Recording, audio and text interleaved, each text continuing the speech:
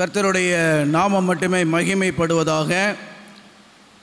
மதுரை மத்திய தமிழ் திருச்சபை விசுவாச பெருமக்களுக்கு என்னுடைய அன்பின் வாழ்த்துதலையும் ஓய்வு நாள் வாழ்த்துதலையும் தெரிவித்துக் கொள்வதில் பெருமகிழ்ச்சி அடைகிறேன். கொடுத்த அன்பான வரவேற்பிற்காக சகோதரருக்கு நான் நன்றி செலுத்துகிறேன். முதலாவதாக தேவனுக்கு என்னுடைய நன்றிகளையும் ஸ்தோத்திரங்களையும் துதிகளையும் நான் ஏறெடுத்துக் கொள்கிறேன்.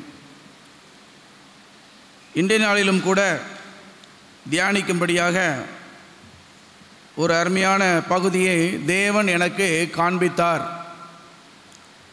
அதை சரியான விதத்திலே சொல்வதற்கும் அதை புரிந்து கொள்வதற்கும் தேவனுடைய ஆவியானவருடைய ஒத்தாசை நமக்கு அவசியமாக இருக்கிறது. ஆகையினாலே நீங்கள் எனக்காகவும் ஜெபித்து கொள்ளும்படியாக நான் கேட்டுக்கொள்கிறேன். ஏனென்று சொன்னால், மனிதனுடைய வார்த்தைகள் அல்ல, தேவனுடைய வார்த்தைகளை கேட்கும் சமயம் இது.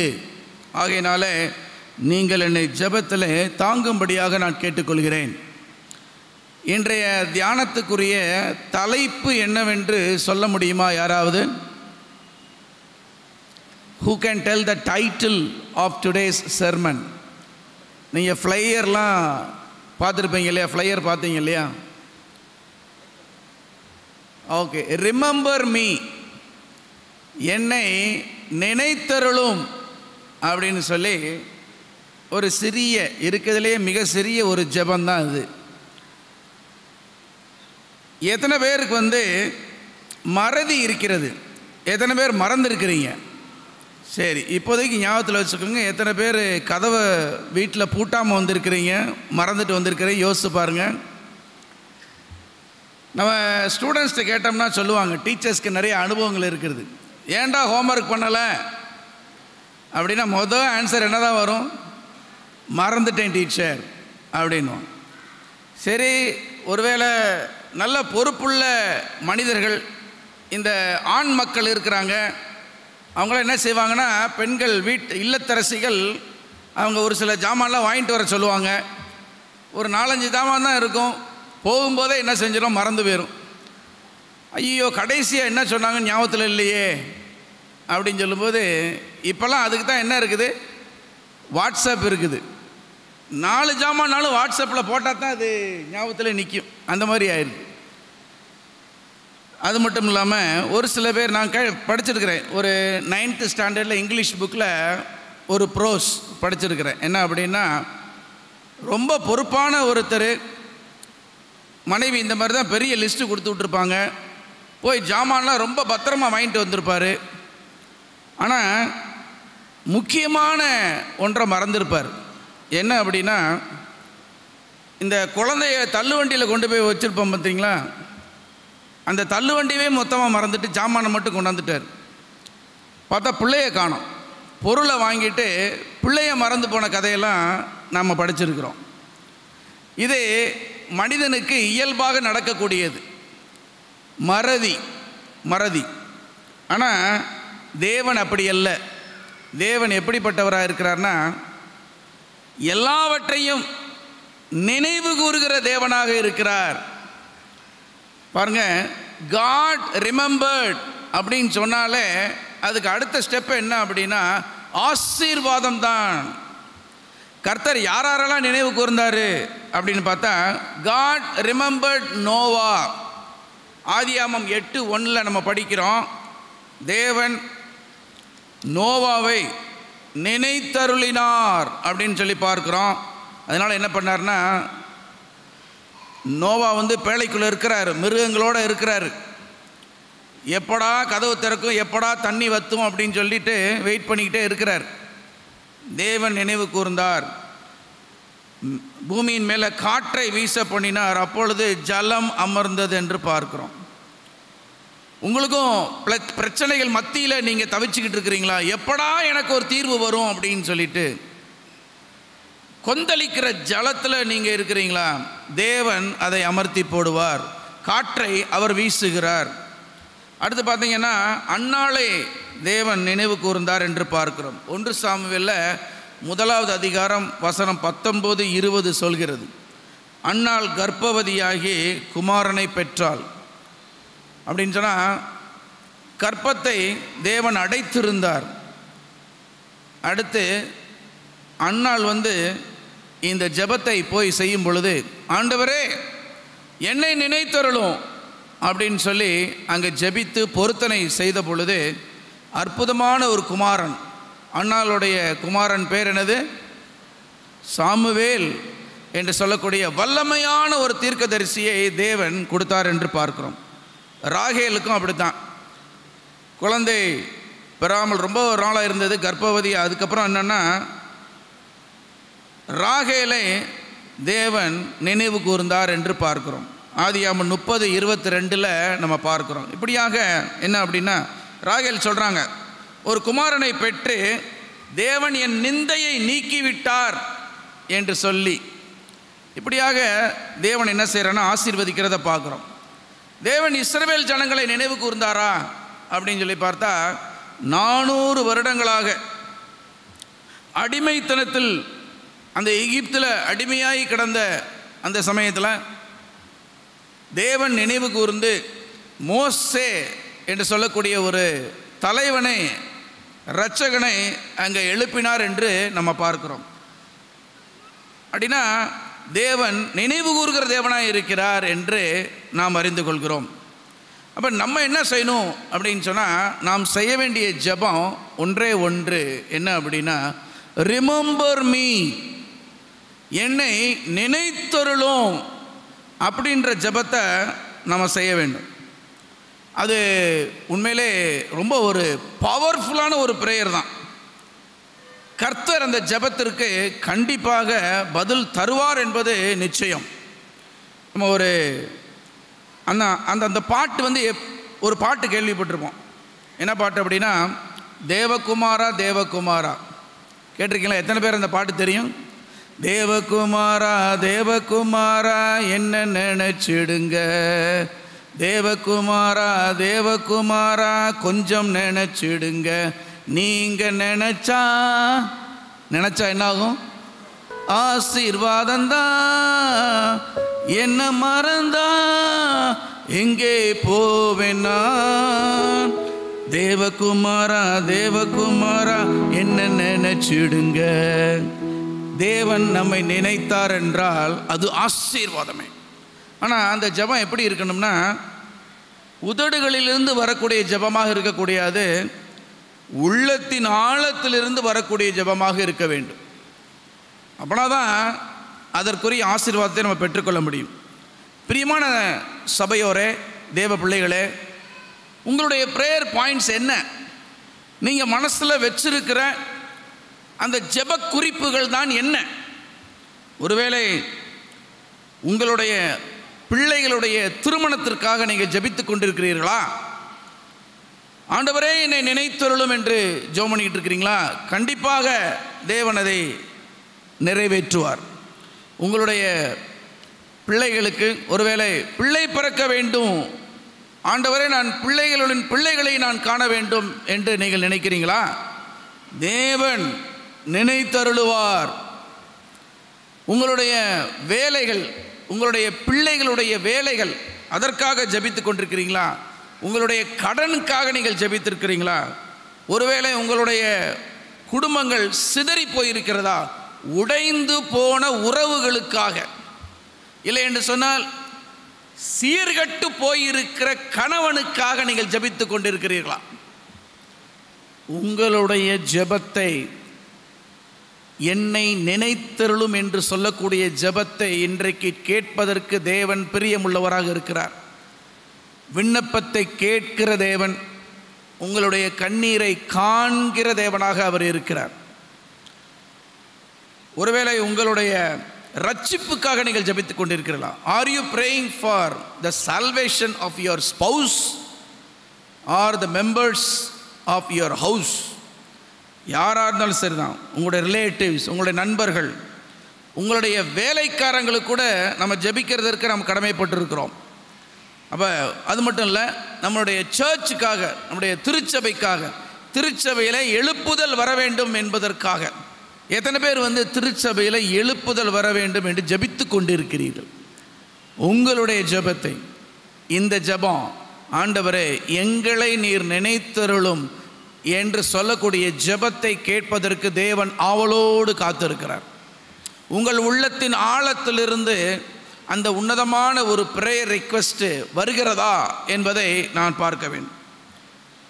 அது மட்டும் இல்லை, ஒவ்வொரு திட்டங்கள், சபையினுடைய ஒவ்வொரு திட்டங்கள், சபையினுடைய ஒற்றுமை, சகோதரருக்குள்ளாக பிரிவினை இல்லாமல் ஒற்றுமையாக, அன்றைக்கு அந்த ஆதி திருச்சபையில் அப்போஸ்தலர் 2வது அதிகாரத்தில் நம்ம படிக்கிறோம், சீசர்கள் எல்லாரும் ஒருமனப்பட்டு ஜெபித்த பொழுது என்ன ஆச்சுது? இடமே அசைஞ்சிச்சு. இன்னைக்கு நம்ம பண்ணக்கூடிய ஜெபத்தில் இடம் அசையுதா?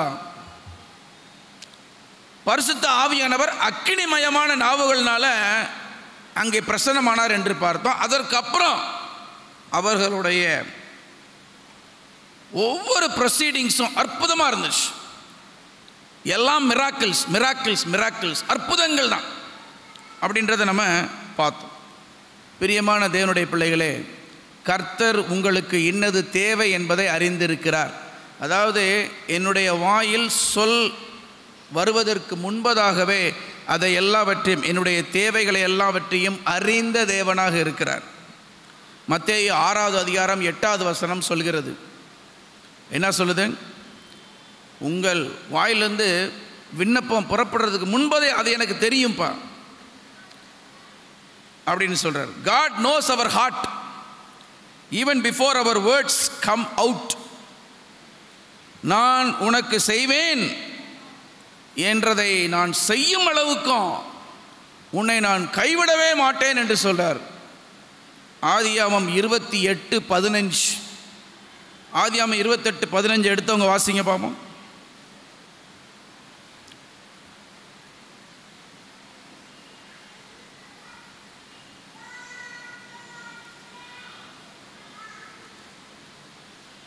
நான் உன்னோடே இருந்து நீ போகிற இடத்திலெல்லாம் உன்னை காத்து இந்த தேசத்திற்கு உன்னை திரும்பி வரப்பண்ணுவேன். நான் உனக்கு சொன்னதை செய்யும் அளவும் உன்னை கைவிடுவதில்லை என்று தேவன் வாக்கு கொடுக்கிறார். வாக்குத்தத்தம் பண்ணின தேவன் உண்மையுள்ளவர், வாக்கு மாறாத தேவன். அவர்கள் வாக்குகளெல்லாம் எப்படி இருக்கிறது? ஆம் என்றும் ஆமேன் என்றும் இருக்கிறது.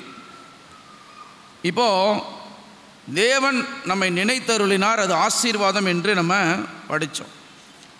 இந்த ஜெபத்தை யாரெல்லாம் செஞ்சாங்க அப்படின்னு சொல்லி நம்ம ஒரு சுருக்கமான ஒரு தியானத்தை நாம் செய்ய போகிறோம். எப்பப்பெல்லாம் இந்த ஜெபங்கள் லார்ட் ரிமெம்பர் மீ, தேவனே என்னை நினைத்தருளும் என்று சொல்லி அங்கே ஜெபித்த மாத்திரத்தில் அங்கே ஆசீர்வாதம் வருகிறது என்பதை நாம் பார்க்கிறோம். ஆனால் எனக்கு ஒரு கேள்வி இருக்கிறது. ஒரு கேள்வி உங்கள் முன்பதாக நான் வைக்கிறேன். அப்படி நம்ம ஜெபிப்பதற்கு முன்பதாக நாம் ஏதாவது செஞ்சிருக்கணுமா அப்படின்னு ஒரு கேள்வி. நம்முடைய வாழ்க்கையிலே நாம் என்ன செய்திருக்க வேண்டும்? ஒரு சில பேருடைய வாழ்க்கையை நாம் ஆராய்ந்து பார்க்கும் பொழுது அவர்கள் இந்த ஜெபத்தை செய்திருக்கிறார்கள். ஆனால் செய்வதற்கு முன்பதாக அவர்கள் தங்களுடைய வாழ்க்கையில் என்ன செய்திருக்கிறார்கள் என்பதையும் நாம் அறிந்து கொள்ள வேண்டும். இந்த திருமண நிகழ்ச்சிகளில் ரொம்ப முக்கியமான ஸ்பாட்டு, ரொம்ப மும்முரமான ஸ்பாட் என்னன்னு சொல்லுங்கள் பார்ப்போம். திருமண காரியங்களில் ரொம்ப முக்கியமான ஸ்பாட்டு, ரொம்ப மும்முரமான ஒரு ஸ்பாட் என்னன்னு சொல்லுங்கள் பார்ப்போம். சாப்பாடு. சரி, சாப்பாடு முடிஞ்சதுக்கப்புறம் அந்த என்ட்ரன்ஸில் வரும்பொழுது கூட்டமாக நிறைய பேர் உட்காந்துருப்பாங்க. மொய், ஆமாம், ரைட்.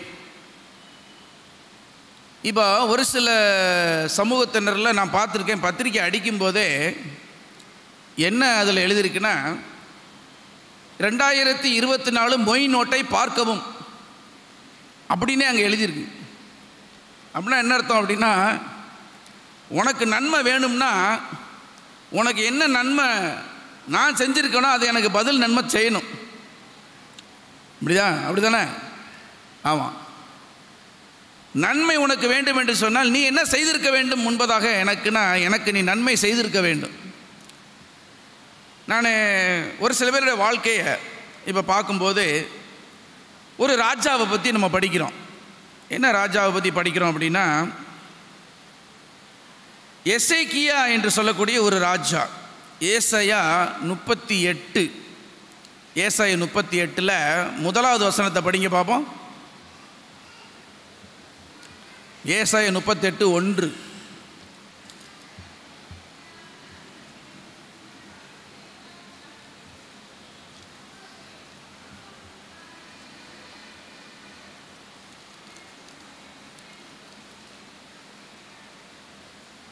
சரி, நம்மளுக்கு இந்த ராஜாவை பற்றி தெரியும். எசேக்கியா ராஜா, அவருக்கு என்ன ஆச்சுது அப்படின்னா, மரணத்துக்கு ஏதுவாக இருந்தானாம், வியாதிப்பட்டு மரணத்துக்கு ஏதுவாக இருந்தானாம்.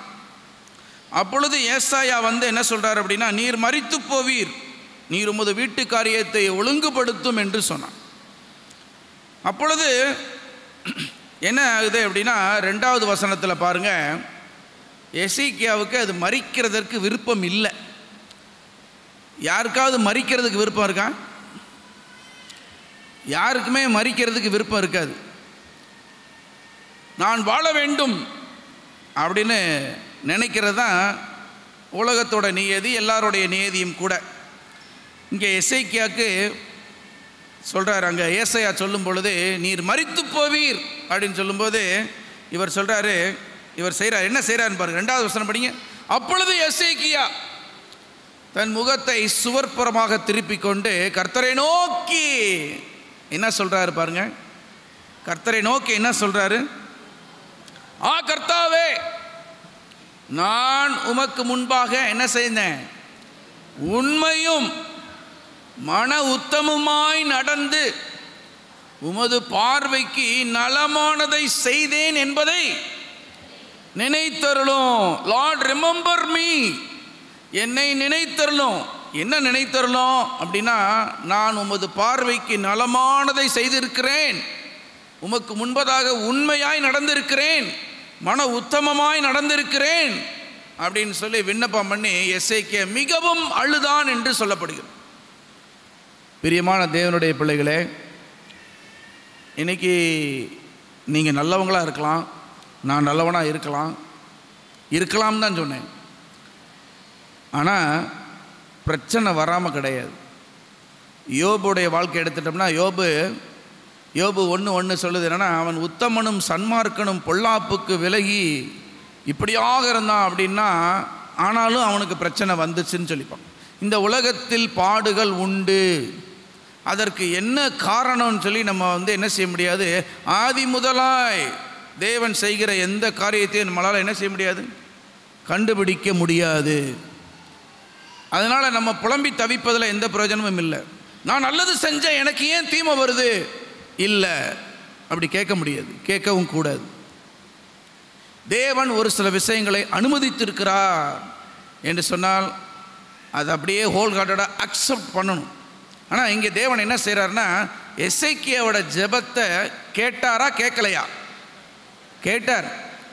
எசேக்கியா சொல்கிறாரு, நான் நன்மை செஞ்சிருக்கிறேன் ஆண்டவரே, என்னை நினைத்தருளும் அப்படின்னு சொல்லி பாருங்க. உமக்கு முன்பாக மன உத்தமமாய் உண்மையுமாய் நடந்து உமக்கு பார்வைக்கு நலமானதை செய்தேன் என்பதை நினைத்தருளும் என்று சொல்லி சொன்னான். எசேக்கியா நல்லது செஞ்சிருக்கிறாரா இல்லையா? 2 ராஜாக்கள்ல 18வது அதிகாரத்தில் வசனம் 4-5 படிங்க பார்ப்போம். 2 ராஜாக்கள் 18:4-5.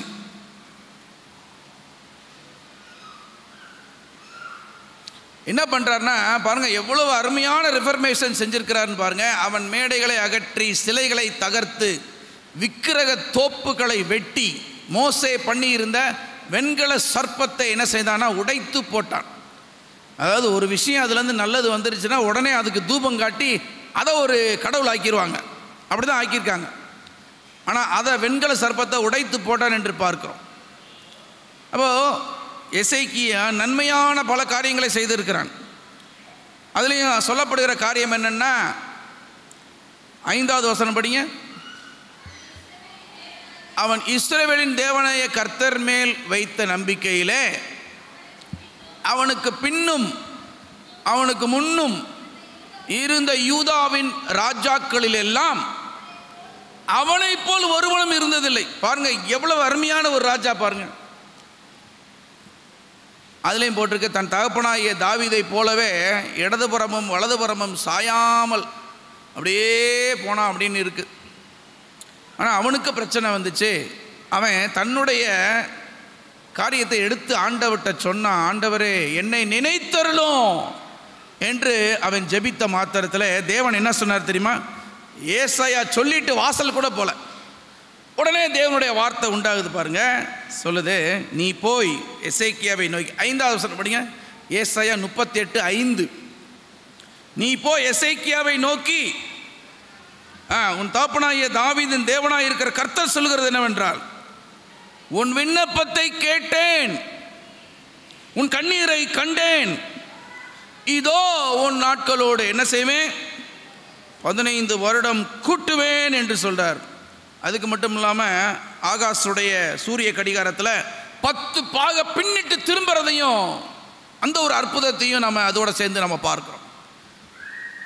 தேவன் நம்மை நினைத்தருளர் தேவனாக இருக்கிறார். நம்மள்கிட்ட இருக்கக்கூடிய உள்ளத்தின் ஆழத்திலிருந்து வரக்கூடிய ஏக்கங்களை எல்லாம் அவர் புரிந்து கொண்ட தேவனாக இருக்கிறார். நம்மளுடைய கண்ணீரை காண்கிற தேவன், விண்ணப்பத்தை கேட்கிற தேவனாக இருக்கிறார். எசேக்கியாவோட.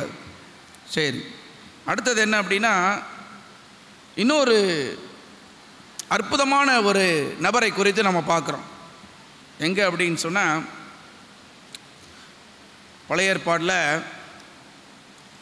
601 பக்கம் 601.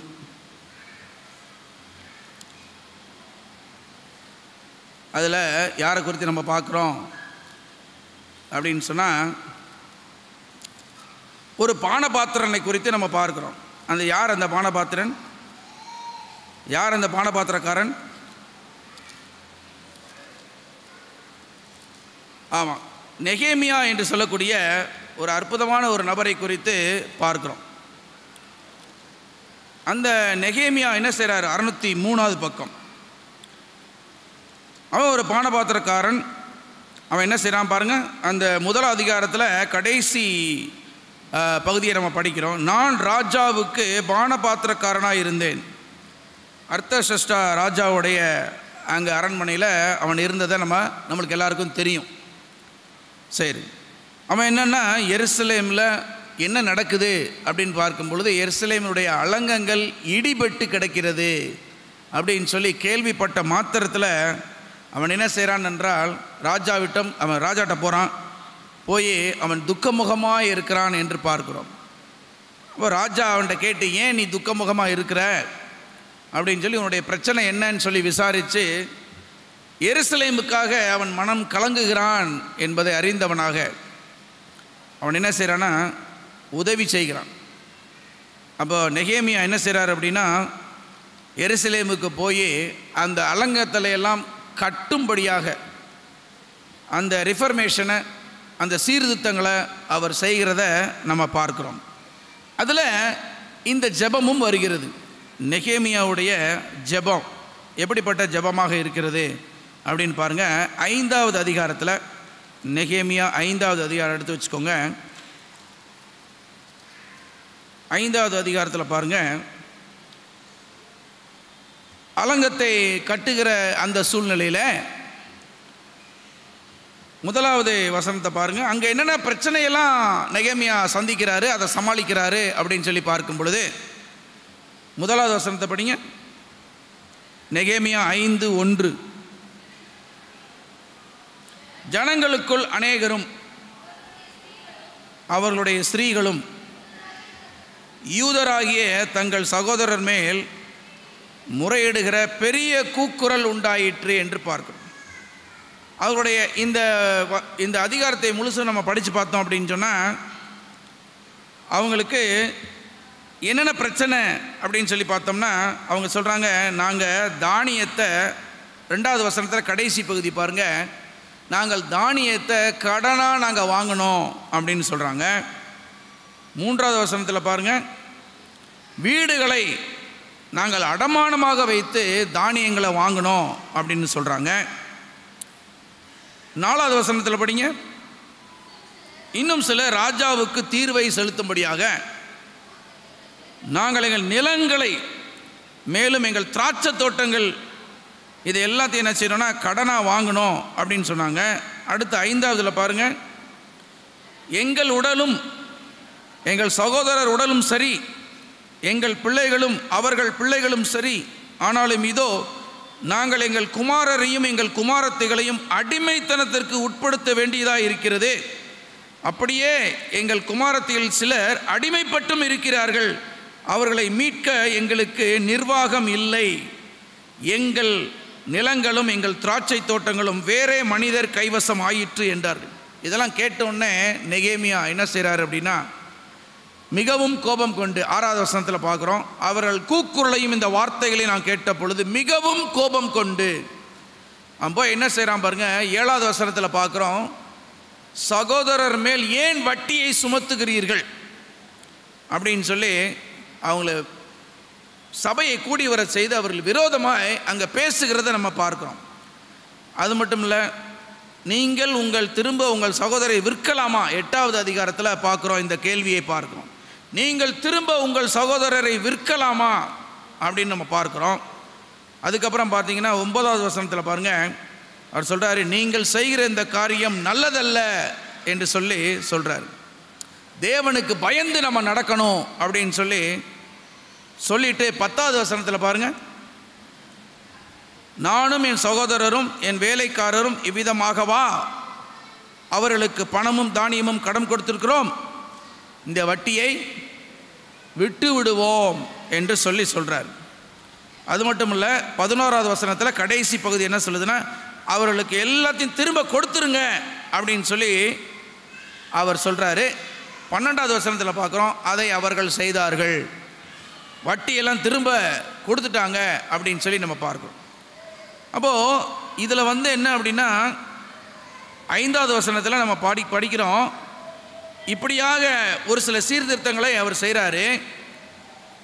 19வது வசனத்தை படிங்களேன், 5:19 கடைசியில், என் தேவனே, இந்த ஜனத்திற்காக செய்த எல்லாவற்றின்படியும் எனக்கு நன்மை உண்டாக என்னை நினைத்தருளும். அதாவது மக்களுக்கு என்ன செய்தார், என்ன நன்மை செய்தார் அப்படின்னா, வட்டியை அவர்களிடத்திலிருந்து அகற்றினார், அந்த அதிகார வர்க்கத்திலிருந்து அவர்களை காப்பாற்றினார் என்று பார்க்கிறோம். அது மட்டும் இல்லாமல் தனக்கு வரக்கூடிய, நீங்கள் பாருங்கள் வசனம் 14 அதில் படித்தீங்க அப்படின்னு சொன்னால், அதிபதிகள் வாங்கக்கூடிய படி அலவன்ஸ் அது எங்களுக்கு கிடைக்கல, நாங்கள் அதை வேணான்னு சொல்லிட்டோம், அதை நான் வாங்கி நான் சாப்பிடலை அப்படின்னு நெகேமியா சொல்கிறத நம்ம பார்க்குறோம். இன்றைக்கி உரிய காலகட்டத்தில் நம்மளுக்கு இந்த DA travel allowance, dearness allowance இதெல்லாம் நம்மளுக்கு கிடைக்காம விட்டால் நம்ம விட்டுருவோமா? எத்தனை பேர் அதெல்லாம் வரலைன்னா பிரச்சனை இல்லைன்னு சொல்லுவீங்க? கவர்மெண்ட் சைடில் என்னென்ன சலுகைலாம் இருக்கும் அதெல்லாம் எங்களுக்கு வேணும்னு போராட்டம் இருக்கும். ஆனால் இங்கே பார்க்குறோம், நெகேமியா அதெல்லாம் வேண்டாம் அப்படின்னு சொல்லிட்டு அப்படி ஒரு சீர்திருத்தத்தை செய்கிறத நம்ம பார்க்குறோம். அப்போ அப்படின்னு சொல்லும்போது அவர் தேவனிடத்தில் என்ன ஒரு மன்றாட்டை வைக்கிறார்னா, ஜனங்களுக்கு நான் நன்மை செய்திருக்கிறேன், ஜனங்களுக்கு நான் செய்த காரியத்தை கர்த்தர் எனக்கு நன்மை உண்டாகும்படியாக என்னை நினைத்தருளும் என்று அவர் ஜெபத்தை வைக்கிறத பார்க்குறோம். அது மட்டும் கிடையாது, ஜனங்களுக்கு மட்டும் நன்மை செய்யல. பாருங்கள் 13வது அதிகாரத்து வாங்க, நெகேமியா 13க்கு வாங்களேன். அங்கே ஒரு அற்புதமான ஒரு சில விஷயங்கள் நம்ம பார்க்குறோம். என்னென்ன மாதிரி காரியங்களை அவர் செய்திருக்கிறார் என்று சொன்னால், அது சுருக்கமாக நம்ம பார்க்கும் பொழுது 13 அதில் 13வதுல 12வது வசனத்தை படிங்க. அப்பொழுது யூதர் எல்லாரும் தானியம், திராட்சரசம், எண்ணெய் என்பவைகளில் தசமபாகத்தை பொக்கிஷ அறையிலே கொண்டு வந்தார்கள் என்று பார்க்கும். அந்த பொக்கிஷ அறையில் என்ன நடந்துகிட்டு இருந்தது, நெகேமியா வருவதற்கு முன்பதாக என்ன நடந்துட்டு இருந்துச்சு அப்படின்னு சொன்னால், 4வது வசனத்தில் படிங்க. இதற்கு முன்னே எங்கள் தேவனுடைய ஆலயத்தின் அறைகளை விசாரிக்க வைக்கப்பட்ட ஆசாரியனாகிய எலியாசி என்ன பண்ணானா, தொபியாவோட சம்பந்தம் கலந்தவனாக இருந்து, தொபியா என்பவன் விரோதி, அவனோட பாருங்க ஹை பிரீஸ்ட் ஆசாரியன் வந்து சம்பந்தம் கலக்கிறாரு.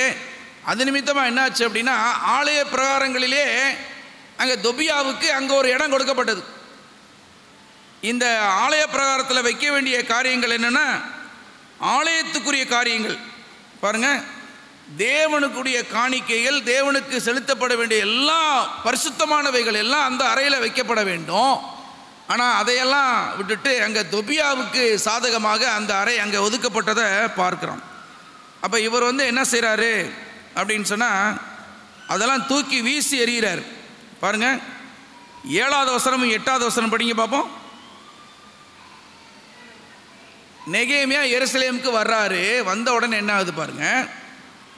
அப்பொழுது எலியாசி தொபியாவுக்கு தேவனுடைய ஆலயத்தின் பிரகாரங்களிலே ஒரு அறையை ஆயத்தம் பண்ணினதால் செய்த பொல்லாப்பை அறிந்து கொண்டேன். 8வது, அதனால் நான் மிகவும் மனமடிவாகி தொபியாவின் வீட்டு தட்டுமுட்டுகளை எல்லாம் அந்த அறையிலிருந்து வெளியே எரிந்து விட்டேன். ரிஃபர்மேஷன் இதெல்லாம் தைரியமாக அவர் நெகேமியா செய்கிறத நம்ம பார்க்குறோம்.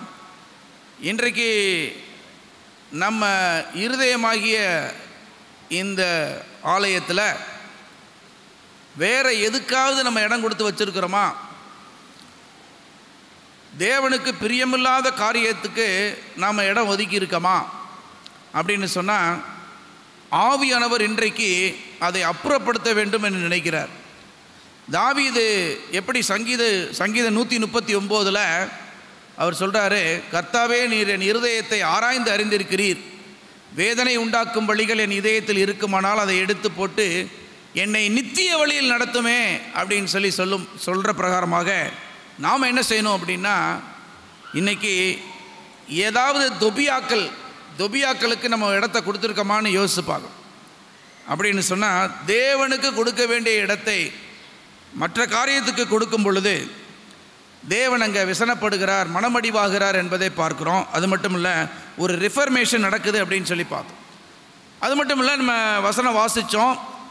அந்த அறைகளில் வந்து என்ன செய்தாங்க அப்படின்னா, தசம பாகத்தை கொண்டு வந்து செலுத்தினார்கள். ஸோ ஆலயத்தில் ஆண்டவர் சொல்கிறார், என்னுடைய ஆலயத்தில் நீங்கள் என்ன செய்யுங்க, தசம பாகத்தை கொண்டு வந்து செலுத்துங்கள் என்று சொல்கிறார். அப்படி ஆலயத்திற்கு செய்ய வேண்டிய காரியங்கள், அந்த ஒழுங்கு முறைகளை நாம் கடைபிடிக்கும் பொழுது தேவன் கொடுக்கிற வாக்குத்தத்தம் என்ன? என்னுடைய ஆலயத்தில் நீங்கள் தசம பாகம் கொடுக்கும் பொழுது நான் என்ன செய்வேன்? ஆண்டவர் சொல்கிறாரு, இடங்கொள்ளாமல் போகும் மட்டும் ஆசீர்வாதத்தை நான் வருஷிக்க பண்ண மாட்டேனோ என்று சொல்கிறேன். அப்போ இங்கே ஒரு விஷயத்தை நம்ம பார்க்குறோம். நெகேமியா ரெஸ்டோர்ஸ் த டைத், தசம பாகம் காணிக்கைகளை ரெஸ்டோர் பண்ணுறாருன்னு பார்க்குறோம். அடுத்ததாக என்ன பண்ணுறாரு அப்படின்னு சொன்னால், அந்த காரியத்துக்காக அவர் தேவனிடத்தில் சொல்கிறார் பாருங்க. 14th வேர்ட்ஸ் படிங்க, 14 படிங்க. இவர் இப்படி செய்ததுனால அவர் தேவனிடத்தில் என்ன விண்ணப்பத்தை வைக்கிறார் பாருங்க. என் தேவனே, நான் என்னுடைய தேவனுடைய ஆலயத்துக்காகவும் அதன் முறைமைகளுக்காகவும் செய்த நற்கிரியைகளை குலைத்து போடாமல் இந்த காரியத்திலே என்னை நினைத்தருளும் என்று சொல்றார். Lord, remember me what I have done to the church. இன்னைக்கு நீங்களும் நானும் ஆராய்ந்து பார்க்க வேண்டிய விஷயம் என்னென்னா, நான் ஆலயத்திற்காக என்ன பண்ணியிருக்கிறேன். முதலாவதாக நெகேமியா ஜனங்களுக்காக என்ன பண்ணியிருக்கோம் அப்படின்னு சொல்லி சொன்னார். அடுத்ததாக என்னென்னா, ஆலயத்திற்காக என்ன பண்ணியிருக்கோம், ஆலயத்தின் முறைமைகளுக்காக நான் என்ன பண்ணியிருக்கிறேன் அப்படின்னு சொல்லி நான் அதை தேவனிடத்தில் சொல்லணும்.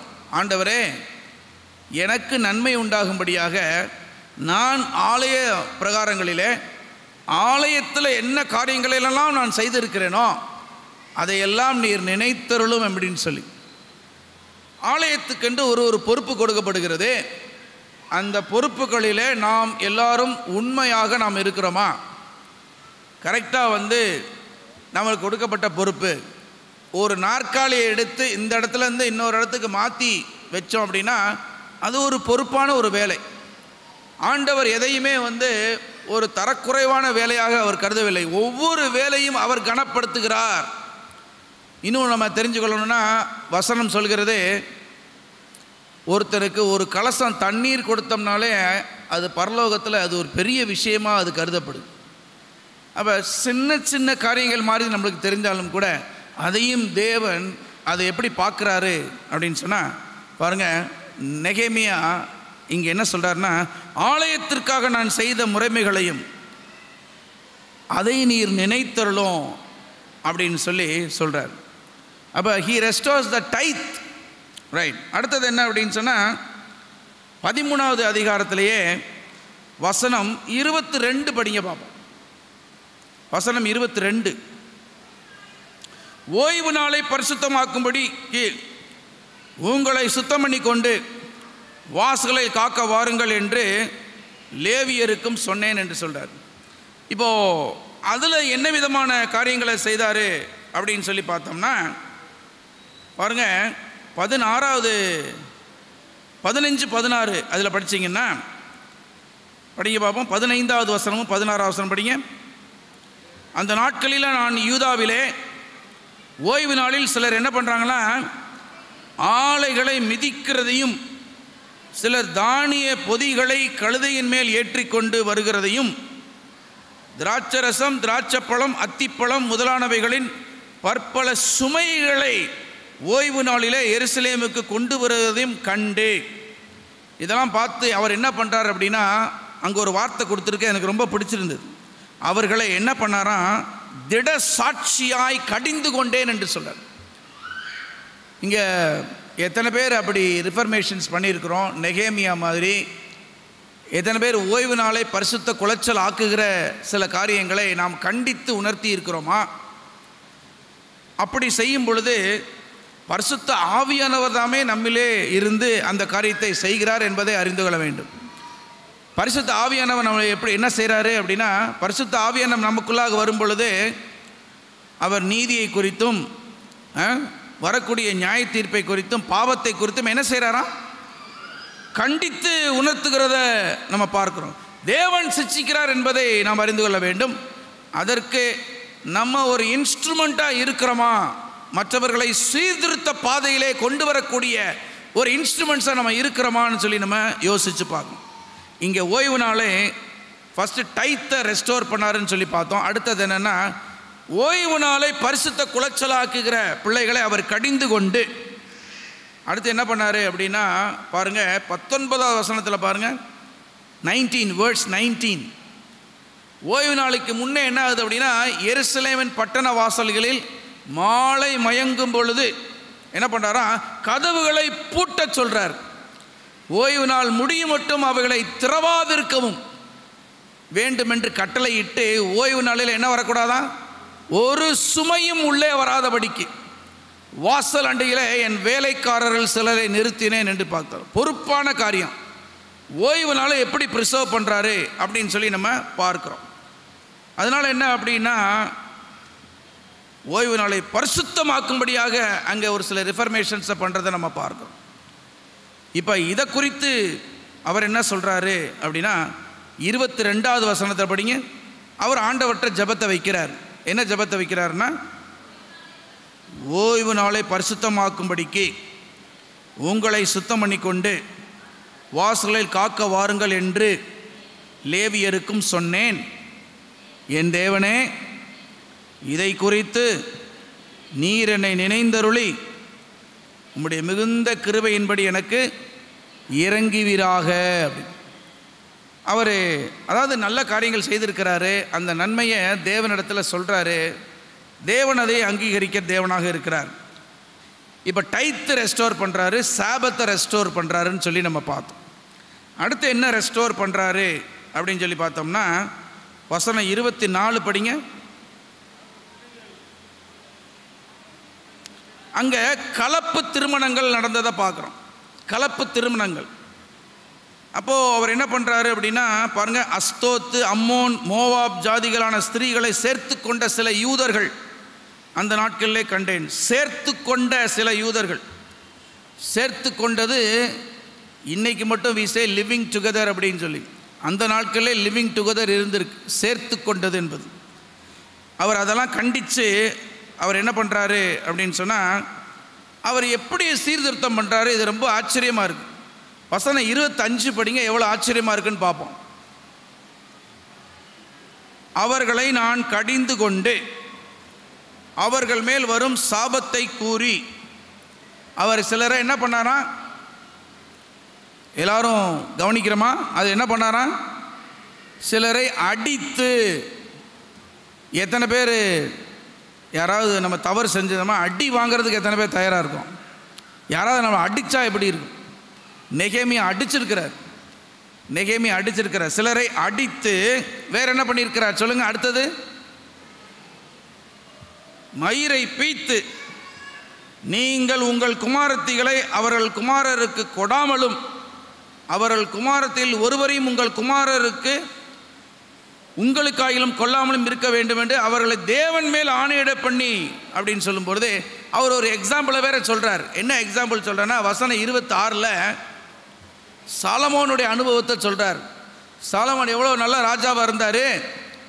26ல் படிங்க. ஆனால் மற்ற ஸ்திரீகளோட அவன் சம்பந்தம் கலந்த பொழுது ஸ்திரீகள் அவனுடைய இருதயத்தையே மாற்றிவிட்டார்கள். எவ்வளவோ ஞானமாயிருந்த சாலமோன் அவனுடைய தரத்திலிருந்து பின்வாங்கி கீழே போயிட்டான் அப்படின்னு காரியத்தை சொல்கிறார். அப்போ நீங்கள் பாவம் செய்யலாமா அப்படின்னு சொல்லிட்டு அவர் என்ன பண்ணுறாரு அப்படின்னா, ஹி ரெஸ்டோர்ஸ் த மேரேஜ்.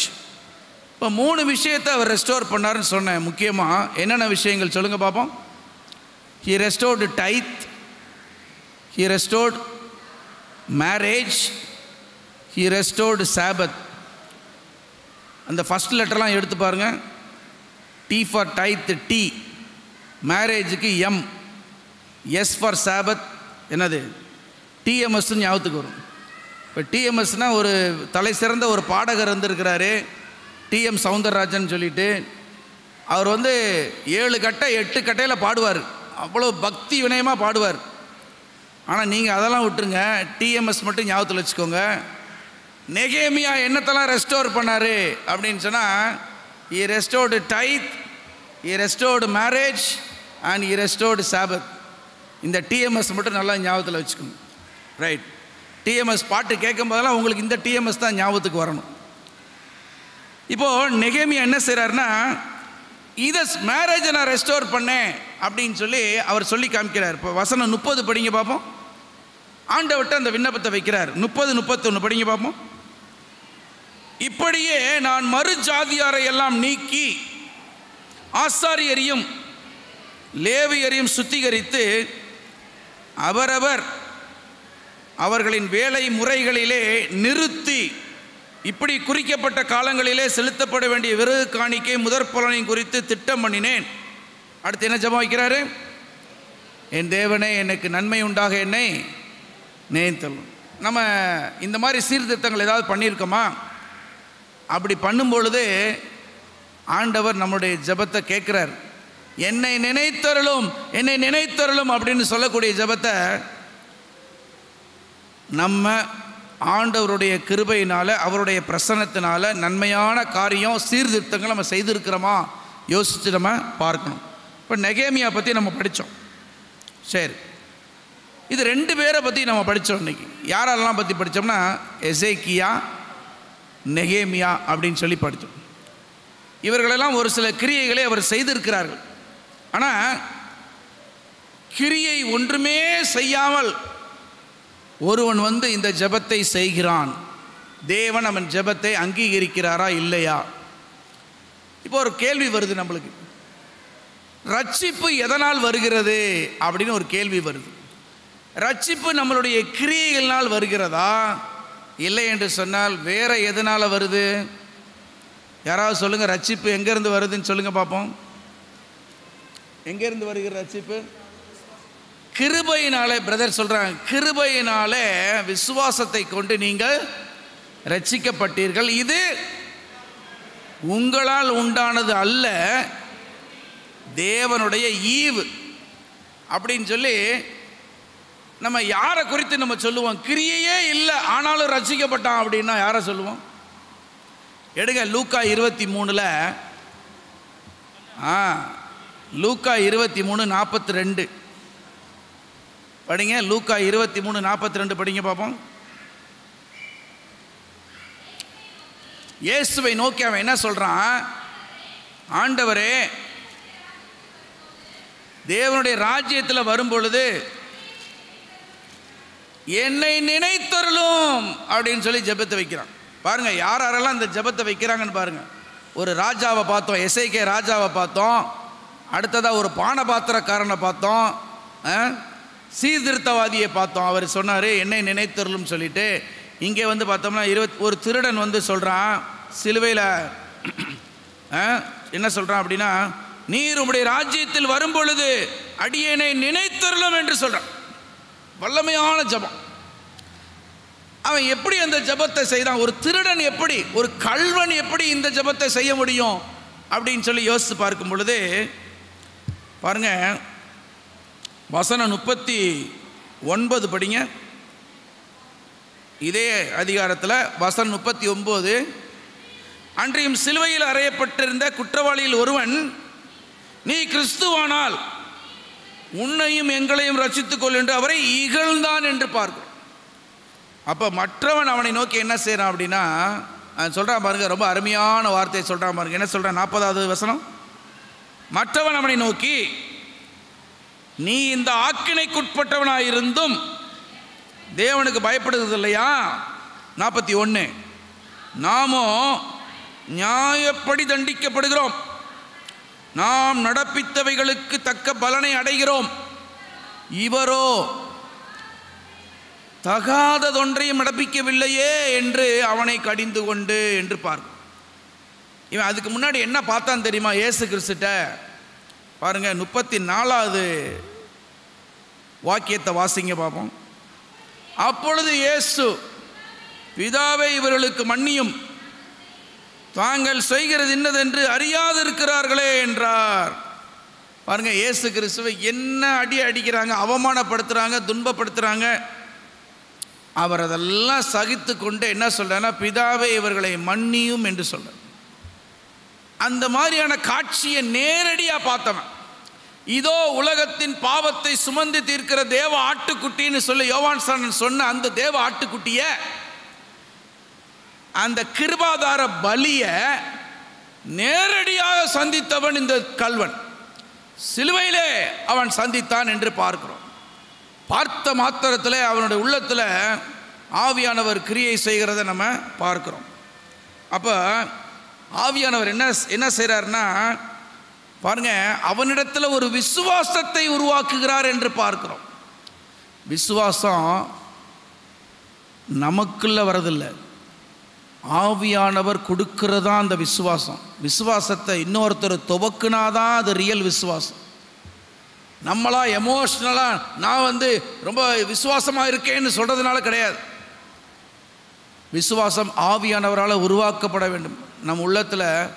பாருங்கள், வசனம் சொல்லுகிறது எபிரேயர் 12:1, நீங்கள் யாரை நோக்கி பார்க்கணும் அப்படின்னு சொன்னால், விசுவாசத்தை துவக்கிறவர் முடிக்கிறவருமாகிய இயேசு கிறிஸ்துவை நோக்கி. அந்த கள்வன் இயேசு கிறிஸ்துவை நோக்கினான். விசுவாச துவங்கினது அவனுடைய வாழ்க்கையில், விசுவாசம் துவங்குச்சுன்னு சொல்லி பார்த்தோம். அதனால் சொன்னான், என்ன சொன்னான் அப்படின்னா, அவன் வார்த்தையில் விசுவாசம் ஏதாவது இருக்குதா சொல்லுங்க பார்ப்போம். என்ன வார்த்தை அதை சொல்லுது? அவன் வாழ்க்கையில் அவன் பேசுகிற வார்த்தையில் என்ன வாக்கியம் அவனுக்கு விசுவாசம் இருக்குதுன்னு காமிக்குது சொல்லுங்க பார்ப்போம். அவன் சொல்கிறான் பாருங்க, நீர் உம்முடைய ராஜ்யத்தில் வரும் பொழுது அப்படின்னா அதுக்கு பேர் என்னங்க? விசுவாசம். விசுவாசம். நீர் உம்முடைய ராஜ்யத்தில் வரும்போது அப்படின்னா, I know that the Lord will come again and you are the Messiah. அவன் அக்னாலேஜ் பண்ணுறான். பண்ணிட்டு என்னை நினைத்தருளும் சொல்லும் பொழுது ஆண்டவர் என்ன சொல்றாரு? வசனம் 43 படிங்க பார்ப்போம். இயேசு அவனை நோக்கி, இன்றைக்கு நீ என்னுடனே கூட பரதீசில் இருப்பாய் என்று மெய்யாகவே உனக்கு சொல்கிறேன் என்று சொன்னான். இதை பார்த்தோம், ஒரு கல்வன், அதாவது கிரியையே செய்யாத ஒரு கல்வன். ஆனால் இங்கே என்ன சொல்லப்படுகிறதுனா, யோவான் 6வது அதிகாரத்தில் வசனம் 27, 28, 29 என்ன சொல்லுது அப்படின்னா, நீங்கள் விசுவாசிக்கிறதே கிரியையாக இருக்குதுன்னு சொல்லுது. விசுவாசிக்கிறதே கிரியையாக இருக்கிறதுன்னு சொல்லுது. அப்போ அந்த அடிப்படையில் இந்த திருடனுடைய ஜெபமும் கேட்கப்படுகிறது. ஆண்டவரே, நீர் வரும்பொழுது என்னை நினைத்தருளும் அப்படின்னு சொன்ன ஜெபம் கேட்கப்படுது. ஒருவேளை ஆண்டவரே, நான் அவ்வளோ மோசமாக இருக்கிறேன், பெரிய திருடனாக இருக்கிறேன், பெரிய எத்தனாக இருக்கிறேன், ஏமாற்றுக்காரனாக இருக்கிறேன், ஆனாலும் என்னுடைய ஜெபத்தை கேளுங்கன்னு சொல்லி உண்மையாய் மனம் திரும்பும் பொழுது உள்ளத்தில் உண்மை இருக்க தேவன் விரும்புகிறார். அந்த உண்மையாய் உள்ளத்தின் ஆழத்திலிருந்து கிறிஸ்துவனுடைய கிருபாதார பலியை ஏற்றுக்கொண்டு, லார்ட் கிவ் மீ சால்வேஷன், ரட்சிப்பு வேண்டும் ஆண்டவரே, உம்முடைய கிருபை வேணும் ஆண்டவரே அப்படின்னு சொல்லி கெஞ்சுகிற ஒரு ஜெபம் இருக்கிறதா? அந்த ஜெபம் என்னன்னா, லார்ட் ரிமெம்பர் மீ, என்னை நினைத்தருளும் என்று சொல்லக்கூடிய ஜெபம். அதற்கு கண்டிப்பாக தேவன் என்ன செய்கிறார் அப்படின்னா பதில் அளிக்கிறார் என்பதை பார்க்கும். இன்னொரு நியாயாதிபதி இந்த ஜெபத்தை செய்தார். 16 நியாயாதிபதி 16வது அதிகாரத்தை எடுத்து வச்சுக்கோங்க. அந்த நியாயாதிபதி 16ல் நம்ம படிக்கிறோம். என்ன படிக்கிறோம் அப்படின்னா, அவன் வாழ்க்கையில் 20 வருஷம் நல்லபடியாக இருந்தான். 15-20 படிங்க. நியாயாதிபதி 15-20.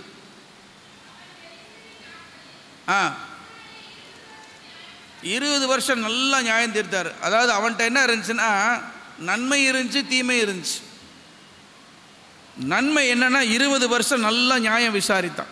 அதுக்கப்புறம் தீமை என்னன்னா, நிற்கிறவன் விழாமல் இருக்கும்படியாக எச்சரிக்கையாக இருக்க கடவுள்னு வேதம் சொல்லுது. ஆனால் எச்சரிக்கையாக இல்லை, அவன் கீழே கொஞ்சம் கொஞ்சமாக வழுகி போயிட்டான். போய் என்னன்னா, பெலிஸ்தியர் பெண்களுக்கு அவன் அடிமையானான் என்று பார்க்கிறோம். அவன் என்ன பண்ணான், நம்மளுக்கு அவனுடைய ஸ்டோரி தெரியும்.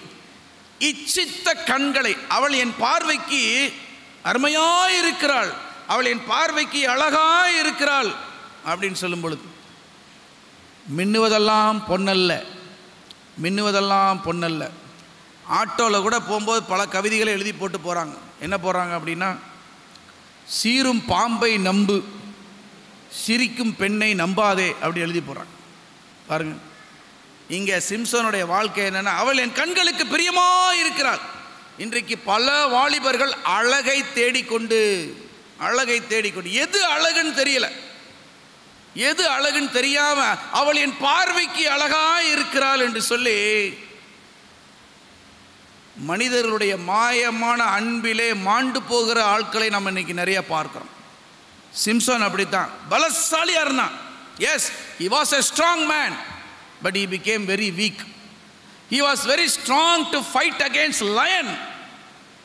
ஆனால் ஒரு பெண்ணிடம் அடிமையாக அவன் இருந்ததை நம்ம பார்க்கிறோம். கடைசியில் என்னாச்சுன்னா, இச்சித்த கண்களை இழந்தான் என்று பார்க்கிறோம். அவள் என்ன பண்ணா அப்படின்னா, உன்னுடைய இருதயத்தை எனக்கு வெளிப்படுத்து, உன் பலம் எதினாலே அப்படின்னு நித்தம் அவனை தொந்தரவு செய்து, வசனம் சொல்லுது, அவன் மரணத்துக்கு ஏதுவாக துக்கம் கொண்டான்னு போட்டு அவ்வளோ விசனப்பட்டு கடைசியில் இருதயத்தை சொன்னான் அப்படின்னு சொல்லி பார்த்தோம். வசனம் சொல்லுகிறது, விவேகி காரியத்தை அடக்கி கொள்கிறான், மூடனோ அதை கொப்பளிக்கிறான் என்று சொல்கிறது. அது மட்டும் இல்லை, நீதிமொழிகள் 17:27 என்ன சொல்லுது அப்படின்னா, அறிவாளி தன் வார்த்தைகளை அடக்கி கொள்கிறான், விவேகி குளிர்ந்த மனமுடையவனாக இருக்கிறான். யாருமே ரொம்ப எமோஷனலாக இருந்துடவே கூடாது. எமோஷனலாக இருக்கும்போது டிசிஷன் எடுக்கவே கூடாது. இங்கே பார்க்குறோம், மூடன் அதை கொப்பளிக்கிறான்ற போகிறோம், தன்னால் அடக்கி வைக்கவே முடியவே இல்லை, அவனால் வெளிப்படுத்திடுறான், தன்னுடைய பலத்தை எல்லாம் இழந்து விடுகிறத நம்ம பார்க்குறோம். கடைசியில் சிம்சோன் எப்படி இருந்தானா, வேடிக்கை பொருளானான். பிரியமான தேவனுடைய பிள்ளைகளே, உங்களையும் என்னையும் தேவன் எப்படி உண்டாக்கி இருக்கிறாரு அப்படின்னு சொன்னால், அதிசயப்படத்தக்க வகையிலே, ஆச்சரியப்படத்தக்க வகையில் எல்லா விதமான பவர்ஸும் கொடுத்து நம்மை உண்டாக்கி இருக்கிறார். ஆனால் நம்ம இந்த உலகத்து இன்பங்களிலே மாட்டி சிக்கி தவித்து எப்படி ஆகிறோம் அப்படின்னா, பாருங்கள், சிம்சோன் பலசாலியாக இருந்தான். அப்படியே ஒரு கேட்டெல்லாம் பிடுங்கி அப்படியே தூக்கி எரிஞ்சிட்டு போகக்கூடிய அளவில் இருந்தான். கடைசியில் அவன் எப்படி ஆனான்னா, மாவரைத்து கொண்டிருந்தான். மாவரைக்கிறது மட்டுமல்ல, ஒரு வேடிக்கை பொருளாக அவன் மாறினான் என்று பார்க்கிறோம். அப்படி இருக்கும் பொழுதே அவன் இந்த ஜெபத்தை செய்கிறான் பாருங்க. அதான் ரொம்ப ஆச்சரியம். 28வது வசனம் படிங்க பார்ப்போம். 28, 16, 28, நியாயாதிபதிகள் 16, 28. அப்பொழுது சிம்சோன் கர்த்தரை நோக்கி கூப்பிட்டு, கர்த்தராய் ஆண்டவரே, நான் என் 2 கண்களுக்காக ஒரே தீர்வையாக பெலிஸ்தியர் கைகளிலே பழி வாங்கும்படிக்கு இந்த ஒரு விசை மாத்திரம் என்னை நினைத்தருளும், தேவனே பலப்படுத்தும் என்று சொன்னார். பிரியமானவர்களே, முறையில்லாத திருமண வாழ்க்கை, முறையில்லாத வாழ்க்கையிலே வாழ்ந்து உழண்டு கொண்டிருக்கிற ஒரு நபரினுடைய வாழ்க்கையை ஆராய்ந்து படிக்கும் பொழுது பார்க்கிறோம், வேடிக்கை பொருளானான் என்று பார்க்கிறோம். எப்படி இந்த கெட்டகுமாரன் ராயல் ஃபேமிலியிலிருந்து கடைசியில் பன்றி சாப்பிடுற தவிட்டுக்காக அலைந்ததை நாம் பார்க்கிறோம். பாவம் நம்மளை அந்த அளவுக்கு கீழ்த்தரமாக கொண்டு போய் விடும் என்பதே உண்மை. அப்போ அந்த சமயத்திலும் கூட சிம்சோனுடைய ஜெபத்தை தேவன் அங்கீகரிக்கிறார், கேட்கிறார். என்ன அப்படின்னா, இந்த ஒரு விசை மாத்திரம் என்னை நினைத்தருளும் அப்படின்னு சொல்லும் பொழுது அவன் சொல்கிறான், என்னை கைத்தாங்களாக கொண்டு போய் அந்த 2 தூண்களுக்கு மத்தியில் நிப்பாட்டியிருப்பா அப்படின்னு சொல்கிறான். நிப்பாட்டின உடனே தேவனே என்னை பலப்படுத்தும் அப்படின்னு சொல்லி தூண்களை தள்ளி விடும் பொழுது அவன் உயிரோடு இருந்த நாட்களிலே சாதித்த விஷயங்களை விட தன்னுடைய மரணத்திலே அதிகமாக சாதித்தான் என்பதை நம்ம பார்க்கிறோம். வேதம் அதை சொல்கிறது. 30வது வசனத்தில் நம்ம அதை பார்க்குறோம். அவன் சாகும்போது அவனால் கொல்லப்பட்டவர்கள் அதிகமாக இருந்தான்னு பார்க்குறோம். நம்ம இதிலேருந்து என்ன பாடம் படிச்சுக்கிறோம் அப்படின்னா, God can accomplish the purpose. God can accomplish the purpose. But we need to pray that prayer. என்ன ப்ரேயர் பண்ணணும் அப்படின்னா, தேவனே என்னை நினைத்தருளும் அப்படின்னு ஜெபிக்க வேணும். பிரியமான தேவனுடைய பிள்ளைகளே, இப்போ நம்ம கேட்குற கேள்வி என்னென்னா, கிரியை அவசியமா இல்லையா அப்படின்னு சொல்லி பார்க்கும் பொழுது, நம்ம செய்யக்கூடிய கிரியைகள் ஒன்றுமே இல்லை. ஆனால் கிரியை அல்ல, நாம் செய்ய வேண்டியது நற்கிரியைகளை செய்ய வேண்டும். நற்கிரியைகளை செய்ய வேண்டும். என்ன நற்கிரியை அப்படின்னு சொல்லி பார்க்கும் பொழுது பாருங்க, மத்தேயு 5:16 படிங்க பார்ப்போம். மத்தேயு 5:16. நமக்கு வேதாகமம் சொல்லக்கூடிய காரியம் இன்னொன்று என்னென்னா, படிங்க மத்தேயு 5:16 படிங்க. மக்கள் என்னத்தை பார்க்குறாங்க நம்மள்கிட்ட? இவ்விதமாய் மனுஷர் உங்கள் நற்கிரியைகளை கண்டு பரலோகத்தில் இருக்கிற உங்கள் பிதாவை மகிமைப்படுத்தும்படி உங்கள் வெளிச்சம் அவர்கள் முன்பதாக பிரகாசிக்க கடவுது. நம்ம என்ன பண்ணுறோம்னா, கிரியைகள் அல்ல அப்படின்னு சொல்லிட்டு நம்ம கிரியைகளை பற்றி வருத்தப்படுறதே இல்லை. கிரியைகள் செய்யணும்னு நம்ம நினைக்கிறதே இல்லை. கிரியை அவசியம் இல்லை, ஆனால் நற்கிரியை அவசியம்.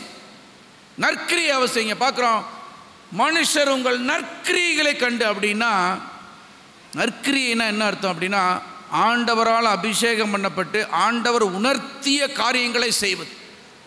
ஆண்டவர் உணர்த்திய காரியங்களை செய்வது. பாருங்க, கலாத்தியரில் 5வது அதிகாரம் 6வது வசனம் என்ன சொல்லுது பாருங்க. கிரியை வேண்டுமா வேண்டாமா பாருங்க. கலாத்தியர் 5:6 என்ன சொல்லுது பாருங்க. கிறிஸ்து இயேசுவினிடத்தில் விருத்த சேதனம் இல்லாமையும் ஒன்றுக்கும் உதவாது, அன்பினால் கிரியை செய்கிற விசுவாசமே உதவும்.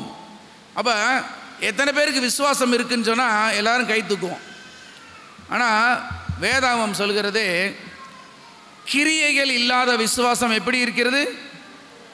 தன்னில் தானே செத்ததாக இருக்கிறதுன்னு பார்க்கணும். அப்போ அப்படி என்போது கிரியைனா என்ன கிரியை அப்படின்னா, நற்கிரியை என்று பார்க்கிறோம். கிரியைக்கும் நற்கிரியைக்கும் வித்தியாசம் இருக்குது. கிரியை நம்மளா நன்மைன்னு சொல்லி நினச்சி செய்கிற விஷயங்கள், ஆமாம் எல்லாரும் செய்யலாம், கரெக்ட். ஆனால் ஆவியானவருடைய உந்துதலால் உங்களால் அதை கிரகிச்சிக்க முடியுதா? நான் ஒரு வசனம் சொல்கிறேன் பாருங்கள். அப்பொழுது கிரகிச்சிக்க முடியும். என்ன அப்படின்னா, the steps of the righteous man is ordered by God. அப்படின்னா ஒவ்வொரு ஸ்டெப்புமே ஆண்டவர் அனுமதித்து, ஆண்டவர் நம்மளுக்கு சொல்லி நடத்துகிற காரியமாக இருக்கிறது. ஆண்டவர் என்ன சொல்கிறார் தெரியுமா?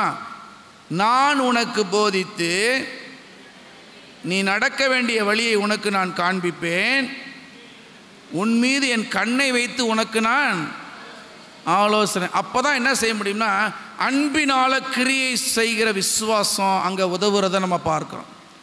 அது மட்டும் கிடையாது, விசுவாசமும் கிரியையும் அங்கே நற்கிரியையும் ஒன்றா போகிறத நம்ம பார்க்க முடியும். பாருங்கள், இன்னொரு வித்தியாசம் என்னென்னா, கிரியை நம்மளுக்கு நல்லாவே தெரியும் நம்ம செஞ்சுருக்கோம் அப்படின்னு. ஆனால் நற்கிரியை நம்மளுக்கு தெரியவே தெரியாது, நம்ம செஞ்சோமா இல்லையானே தெரியாது. ஏன் தெரியுமா? கடைசி காலத்தில் கேட்குறாங்க, நான் நிர்வாணியாக இருந்தேன், நீங்கள் எனக்கு உடுத்துவித்தீர்கள், நான் சிறையில் இருந்தேன், என்னை பார்த்தீங்க.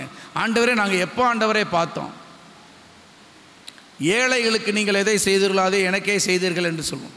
அப்போ அப்படின்னு சொல்லும் பொழுது இங்கே பார்க்குறோம், கிரியைகள் என்ன, இந்த நற்கிரிகள் என்ன அப்படின்னு சொன்னால், கொலோசியர் 1:10 படிங்க பார்ப்போம். கொலோசியர் 1:10. கொலோசியர் 1:10 என்ன சொல்கிறது?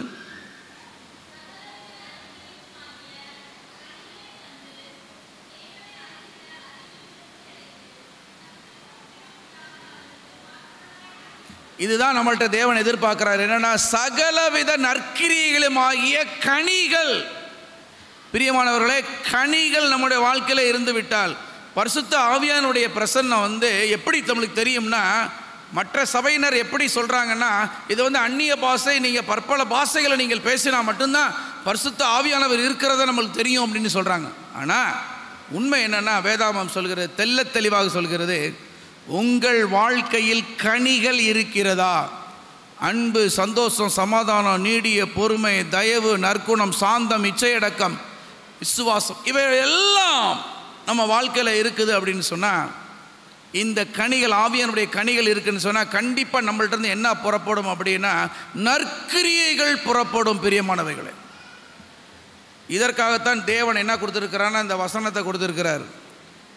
எல்லாரும் 2 தீமோத்தேயு 3:16 படிங்க பாப்பா. என்ன சொல்லுதுன்னு பாருங்க.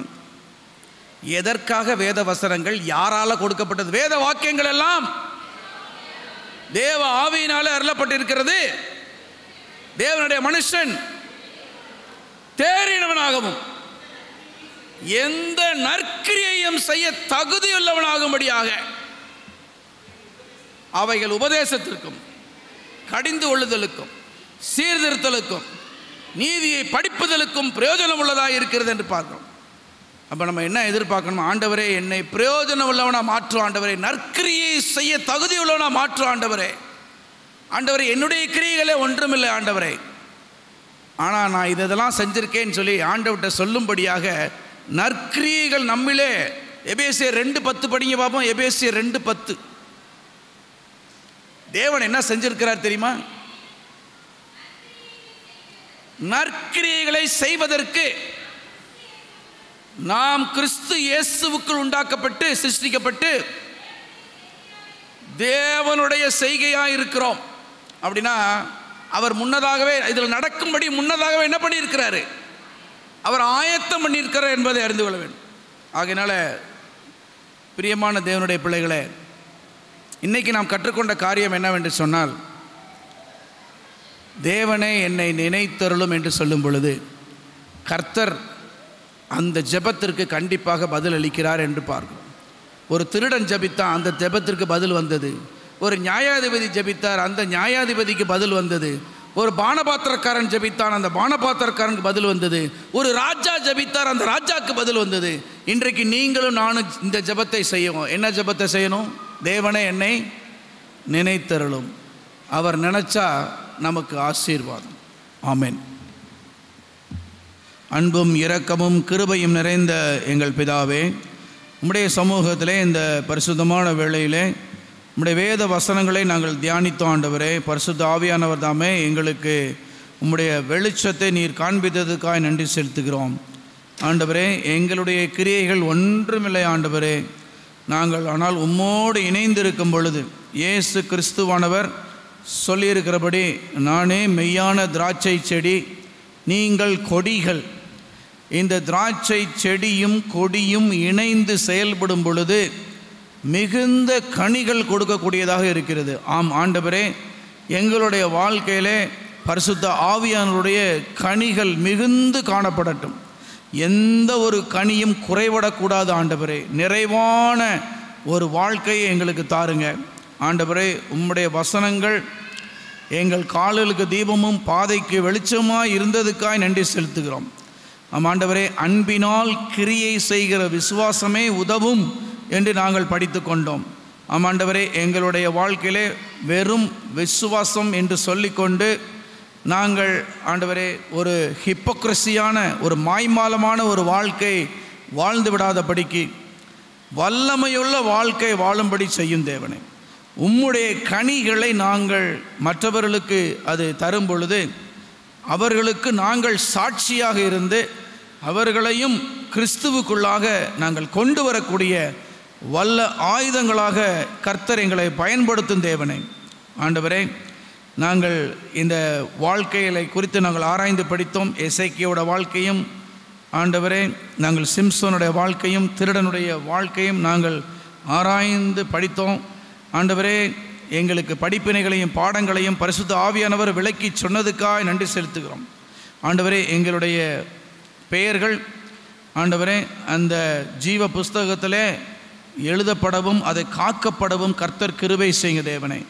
நெகேமியா போன்று ஆண்டவரை எழுந்து பிரகாசிக்கத்தக்கதாக ஆண்டவரே, உலகத்தார் என்ன சொன்னாலும் பரவாயில்லை, தேவனுடைய கட்டளைகள் இவ்விதமாய் இருக்கிறது என்று சொல்லி எழுந்து பிரகாசிக்கக்கூடிய வல்லமையை எங்களுக்கு தாருங்க ஆண்டவர். உம்மை உத்தம இருதயத்தோடு பற்றி கொண்டவர்களுக்கு உம்முடைய வல்லமையை விளங்க பண்ணும்படி தேவனுடைய கண்கள் பூமி எங்கும் உலாவிக் கொண்டிருக்கிறது என்று நாங்கள் படித்திருக்கிறோம். ஆண்டவரே, நாங்கள் செய்த நன்மைகளையும் சபைக்கு அடுத்து செய்திருக்கிற ஊழியங்களையும் ஜனங்களுக்கு செய்திருக்கக்கூடிய காரியங்களையும் எல்லாவற்றையும் மறந்து விடுகிறதற்கு தேவன் அநீதி உள்ளவர் அல்லவே.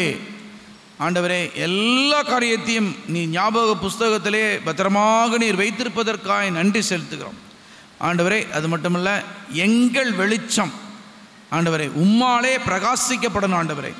நாங்கள் வேதத்திலே படிக்கிறோம், அவர்கள் அவரை நோக்கி பார்த்தார்கள், அவர்கள் முகங்கள் வெட்கப்படவில்லை, மாறாக அவர்கள் முகங்கள் பிரகாசமாக இருந்தது என்று பார்க்கிறோம். ஆண்டவரே, இந்த பிரகாசமான முகத்தோடு மட்டுமே நாங்கள் ஊழியத்திற்கு செல்ல முடியும் ஆண்டவரே. கர்த்தர் எங்களுக்கு உண்மையை கொடுத்திருக்கிறார், சத்தியத்தை கொடுத்திருக்கிறார், வேத வசனங்களை வல்லமையுள்ள வேத வாக்கியங்களை கொடுத்திருக்கிறார் என்று சொல்லி இந்த ஜனங்களுக்கு எல்லாத்துக்கும் நாங்கள் எங்கெங்கே போகிறோமோ உம்முடைய காஸ்பலை உற்சாகமாய் நாங்கள் பறைசாற்ற எங்களை பயன்படுத்தும் ஆண்டவரே. கிருபையாய் காத்துக்கொள்ளுங்க, ஆசீர்வதிங்க. சபையாருடைய தேவைகளை அனைத்தையும் தேவன் சந்தித்து வழிநடத்துங்க. ஆண்டவரே, உம்மை நாங்கள் கெஞ்சும் பொழுது, கர்த்தாவே என்னை நினைத்தருளும் என்று சொல்லி கெஞ்சும் பொழுது, ஆண்டவரே, அந்த க்ளோஸ்டு ஊம் அதர்வைஸ் க்ளோஸ்டு டூம் எதுனாலும் ஓப்பனாக ஆண்டவரே. மரித்த லாசரு உயிரோடு வந்தான். அடைக்கப்பட்ட கர்ப்பம் அது ஆண்டவரை திறந்து வல்லமையுள்ள ஆண்டவரை ஜென்ரேஷனை உருவாக்குறதற்கு நீங்கள் கிருபை செஞ்சீங்க.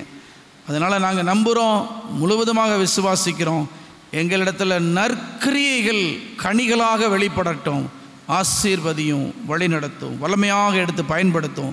எங்கள் குற்றங்கள், குறைகள், பாவங்கள் எல்லாவற்றையும் இயேசு கிறிஸ்துவனுடைய அற்புதமான பரிசுத்தமான இரத்தத்தினாலே எங்களை கழுவி சுத்திகரித்து எங்களை ஒரு பிரயோஜனமுள்ள பாத்திரங்களாக மாற்றும்படியாய் நாங்கள் கெஞ்சி நிற்கிறோம். ஆசீர்வதியும், கிருபையாயிரும், காத்துக்கொள்ளும், நன்மை செய்வதற்கு எங்களை பக்குவப்படுத்துங்க. ஆசீர்வதிங்க. இயேசுவின் இன்ப நாமத்திலே கெஞ்சி நிற்கிறேன். ஜெபம் கேளும் நல்ல பிதாவே. ஆமென்.